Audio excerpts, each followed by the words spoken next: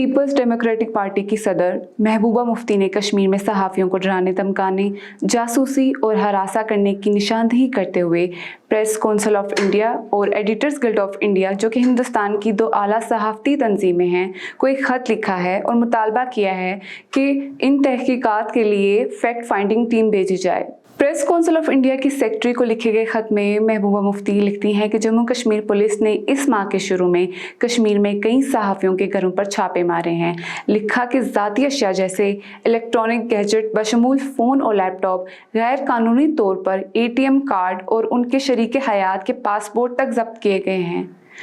महबूबा मुफ्ती ये भी लिखती हैं कि जमहूरी निज़ाम में एक आज़ाद और ख़ुद मुख्तार प्रेस हुकूमती इदारों के लिए ज़रूरी है कि वो शफाफ तरीके से अपने शहरियों के लिए जवाबदेही के साथ काम करें। हमने इस अंदाज़ को देखा है जिसमें हिंदुस्तानी आइन में बयान करदा फ्रीडम ऑफ एक्सप्रेशन और इजहार राय जैसे बुनियादी हकूक़ ख़ास तौर पर पिछले 2 सालों में दुश्मनी और गैर महफूज तकसीम के ज़रिए तेज़ी से हमलावर हुए हैं।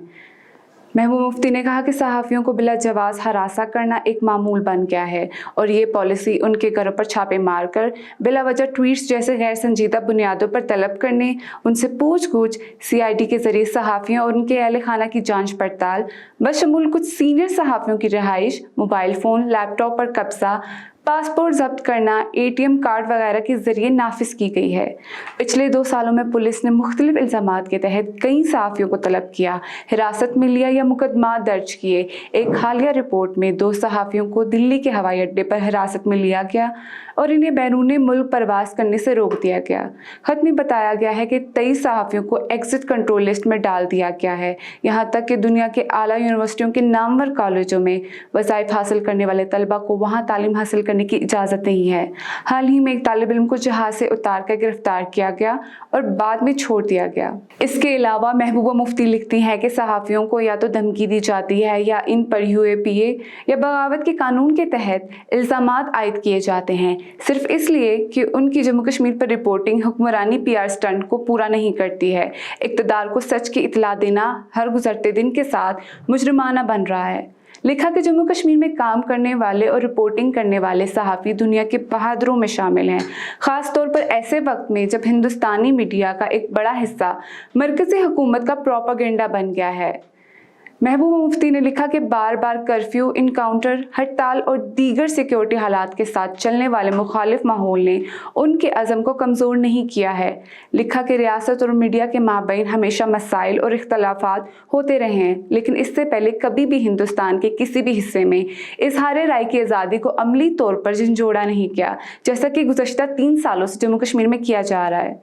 इस खत के साथ एक क्वेश्चनर की एक कॉपी भी शामिल है जो उन सहाफ़ियों को पेश की गई है जिनकी फ़िलहाल रियासत के ज़रिए तफ्तीश की जा रही है। महबूबा मुफ्ती ने प्रेस काउंसिल ऑफ इंडिया से कहा कि इन वसी पैमाने पर रिपोर्ट होने वाले वाक़यात का अज़ खुद नोटिस लें, लेकिन ऐसा लगता है कि अदालतों समेत किसी भी कायम निगरान फोरम ने जम्मू कश्मीर में पैदा होने वाले दर्दनाक हालात में कोई दिलचस्पी नहीं ली।